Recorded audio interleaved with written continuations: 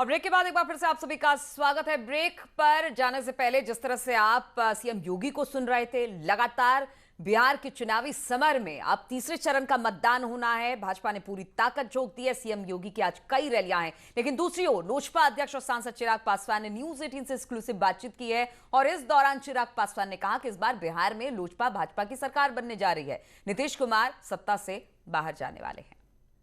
के राष्ट्रीय अध्यक्ष चिराग पासवान हमारे साथ है बात करने के लिए। चिराग जी धन्यवाद पहले तो न्यूज़ 18 से बात करने के लिए।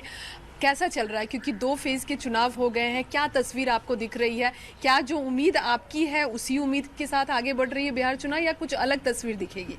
देखिए, तस्वीर वैसी ही है जैसी हम लोग उम्मीद कर रहे थे, और मैं ही नहीं, मुझे लगता है जिस तस्वीर की उम्मीद 12 करोड़ बिहार की जनता कर रही थी। सबसे पहली तस्वीर कि मौजूदा मुख्यमंत्री नीतीश कुमार जी किसी भी कीमत पर बिहार के मुख्यमंत्री नहीं बनने चाहिए।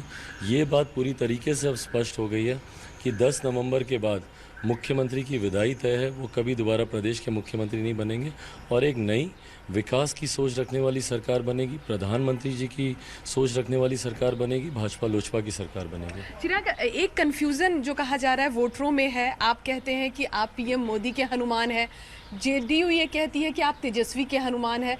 किसके हनुमान है आपके? कंफ्यूजन है, वो कह रहे हैं कि वोटर कंफ्यूज है, क्योंकि वो कहते हैं वो बीजेपी के साथ है, जेडीयू के साथ नहीं है। तो इस कंफ्यूजन का क्या जवाब है? देखिए, ये सवाल ना एक्चुअली गलत पूछा जाता है। मैं बार बार इस सवाल को मैं करेक्ट करता हूँ। मेरी चिंता मत कीजिए, वो तो समय बता देगा, और इतिहास गवाह रहा है कि हम लोग जिसके साथ रहें हमेशा हम लोग उसी के साथ रहें। तो मेरी तो चिंता कोई करे नहीं। जिनको पलटी मारने की आदत है उनकी चिंता करे कि वो कहाँ जाएंगे। ये सवाल मेरी बजाय जनता दल यूनाइटेड मौजूदा मुख्यमंत्री नीतीश कुमार जी से पूछना चाहिए।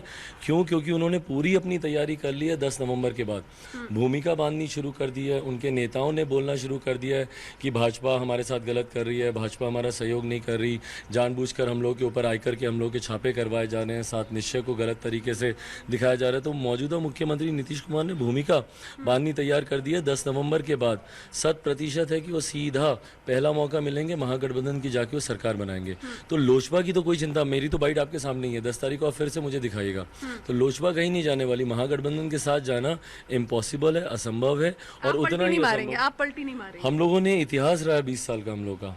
आज तक कोई भी आप चुनाव उठा के देख लीजिए, 4 के लोकसभा, 5 के विधानसभा, 9 के लोकसभा, 10 के विधानसभा, 14 के लोकसभा, 15 के विधानसभा, 19 के लोकसभा, जितने भी चुनाव हैं हम लोगों ने पहले ही अपना अलायंस क्लियर किया है।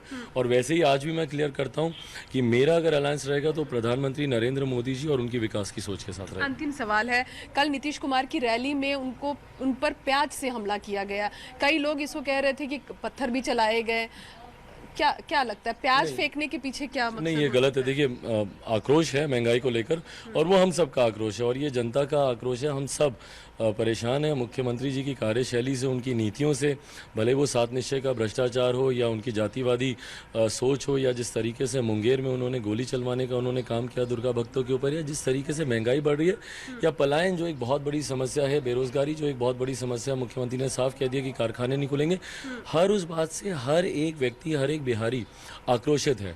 बट हाँ, जितना ही आक्रोश है उतना ही मैं इस बात को भी मैं मानता हूँ कि ये तरीका उचित नहीं है कि आप इस तरीके से कुछ भी है, भले कुछ दिनों के लिए ही सही, पर अभी भी मुख्यमंत्री हैं वो हमारे प्रदेश के। और वैसे भी एक व्यक्ति का सम्मान एक तरफ होता है और राजनीतिक मतभेद एक तरफ होते हैं। इस तरीके से प्याज या पत्थर पता नहीं फेंकेगा या नहीं फेंकेगा, बट इस तरीके से मंच की तरफ फेंकना, इसको कहीं से भी आप उचित नहीं ठहरा सकते। और खासतौर पर तब जबकि चुनाव चल रहे हैं।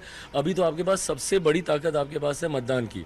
और बल्कि मैं आग्रह करूंगा बिहार के तमाम उन मतदाताओं का से जो कि मुख्यमंत्री के खिलाफ आक्रोशित हैं, उनके खिलाफ उनसे वो परेशान है, उनकी नीतियों से परेशान है, जिसका आक्रोश देखने को मिल रहा है कि मंच पर जिस तरीके से उनका विरोध हो रहा है, ना सिर्फ प्याज और पत्थरों से, बल्कि वैसे भी उनके सामने जिस तरीके से नारे लगते हैं। तो मैं उन सबसे आग्रह करूंगा कि आप उनको सबसे बड़ी चोट दे सकते हैं तो मतदान से आप दे सकते हैं। मतदान कीजिए, उनके खिलाफ कीजिए।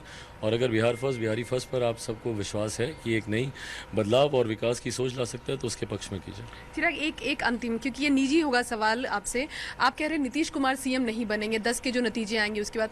चिराग पासवान की निजी राय क्या है, कौन सीएम हो सकता है फिर? कोई ऐसी हर वो व्यक्ति, देखिए अंतोगत्वा तो ये मेरे जितने विधायक जीत कर आएंगे उनसे सलाह मशवरा होगा, चर्चा होगी। इतना मैंने जरूर कहा है कि मैं डबल इंजन की सही मायनों में सरकार चाहता हूँ। जैसे केंद्र में भाजपा के नेतृत्व में, वैसे ही प्रदेश में भी भाजपा के नेतृत्व में हो।